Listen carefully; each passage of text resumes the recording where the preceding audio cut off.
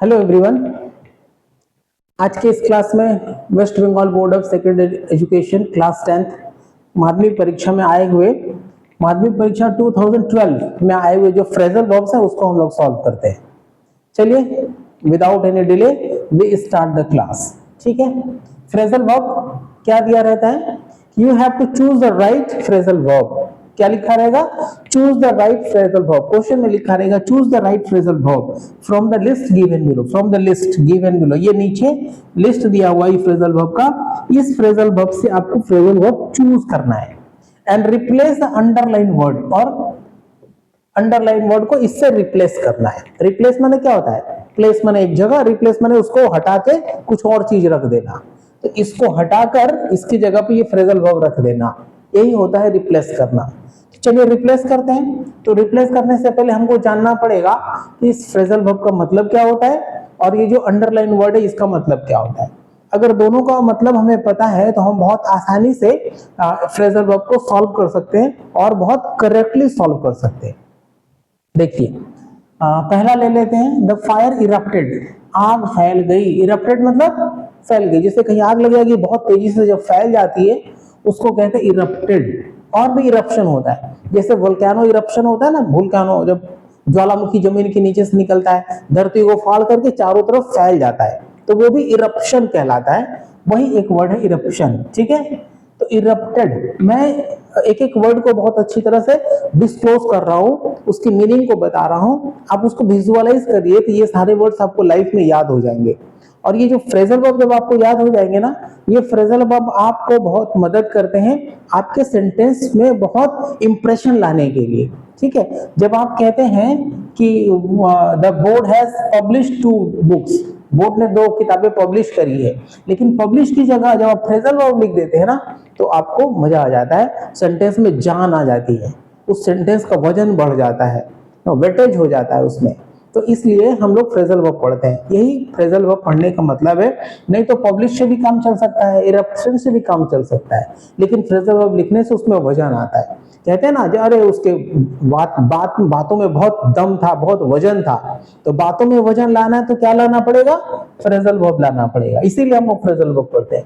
इसीलिए हमारे English literature में ये सारा फ्रेजल वर्ब हम लोगों को ग्रामर पोर्शन में दिया जाता है पढ़ने के लिए, कि हमारी बातों में, हमारे शब्दों में, हमारे वाक्यों में, हमारे टॉक में बहुत वजन आए।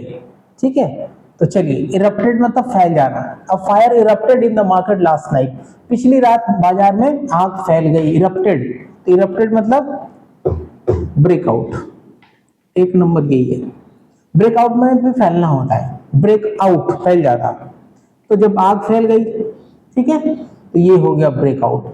तो ये वर्ब का सेकंड फॉर्म है। देखिए इरप्टेड है तो इरप्टेड इरप्टेड वर्ब का थर्ड फॉर्म। तो इरप्टेड भी सेकंड फॉर्म, इरप्टेड भी थर्ड फॉर्म। ठीक है, तो कैसे समझेंगे ये सेकंड फॉर्म है कि थर्ड फॉर्म है?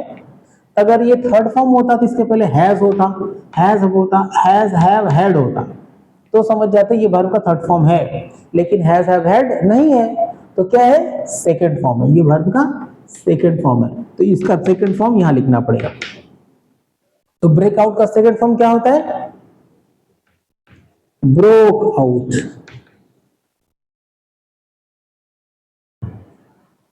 Next, the board has published. Publish में प्रकाशित किया। देखिए हैज लिखा है ना, तो हैज लिखा तो ये वर्ब का थर्ड फॉर्म है, बस आपको समझ लीजिए। तो ये थर्ड फॉर्म है, तो अभी पब्लिश के लिए जो फ्रेजल वर्ब लगाएंगे वो थर्ड फॉर्म में लगाएंगे। हाँ, प्रकाशित हुआ, क्या होगा? इसमें फ्रेजल वर्ब दिया ही नहीं है, पब्लिश का फ्रेजल वर्ब लिखा ही नहीं है। सोचिए क्वेश्चंस जो मैंने जहां से कलेक्ट किया है क्वेश्चन बैंक से, उसमें भी ये क्वेश्चंस गलत देते हैं। तो खैर इसका फ्रेजल वर्ब होता है आपको ब्रिंग आउट। क्या होता है? ब्रिंग आउट मतलब प्रकाशित करना। ठीक है, आप ऐड कर लेते हैं। तो ये पब्लिश है वर्ब का थर्ड फॉर्म, तो ब्रिंग आउट का थर्ड फॉर्म क्या होगा? Brought out. क्या हो जाएगा? Brought out. यहां लिखना पड़ेगा ब्रॉट, BROUGHT, ब्रॉट आउट मतलब प्रकाशित किया। ठीक है, चलिए 2 हो गया। अभी क्वेश्चन नंबर 3 ले लेते हैं।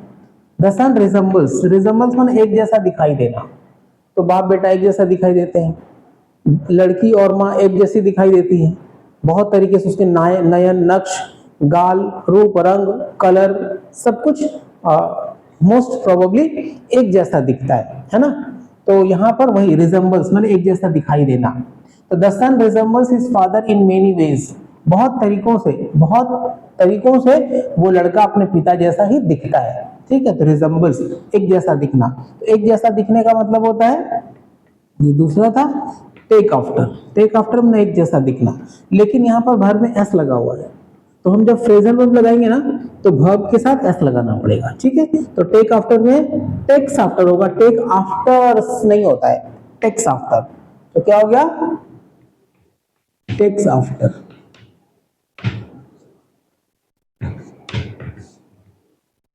ठीक है, लास्ट क्वेश्चन ले लेते हैं।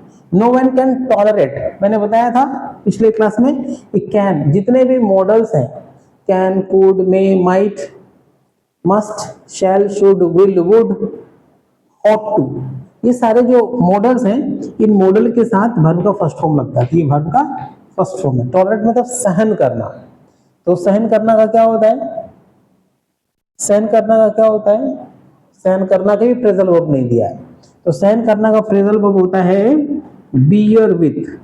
क्या होता है, बियर विथ। कभी कभी बियर विथ देता है, कभी कभी पुट अप विथ भी देता है, पुट अप विथ भी देता है, ये दोनों में से कोई एक लगा सकते हैं। ये वर्ब का फर्स्ट फॉर्म है तो बियर विथ लिख सकते हैं,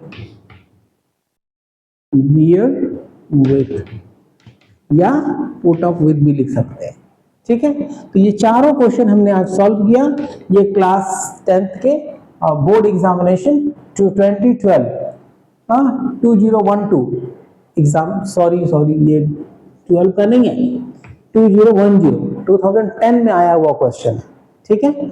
तो उम्मीद करता हूं आप इसको जरूर प्रैक्टिस करिए, क्योंकि ये ऐसा फ्रेजल वर्ब है कि जिससे आपका लैंग्वेज में दम आता है, वजन आता है, और दूसरी बात आपको बोर्ड एग्जामिनेशन में फुल मार्क्स दिलाता है ये, ठीक है। So I must wish you should learn it by your heart so that full marks can be achieved, full marks can be received, पाया जा सके पूरा मार्क्स, ठीक है। तो ऐसे ही फ्रेजल वर्ब के क्लासेस और अन्य क्लासेस के लिए मेरे साथ जुड़े रहिए, और तब तक के लिए keep watching, keep learning. Thank you very much.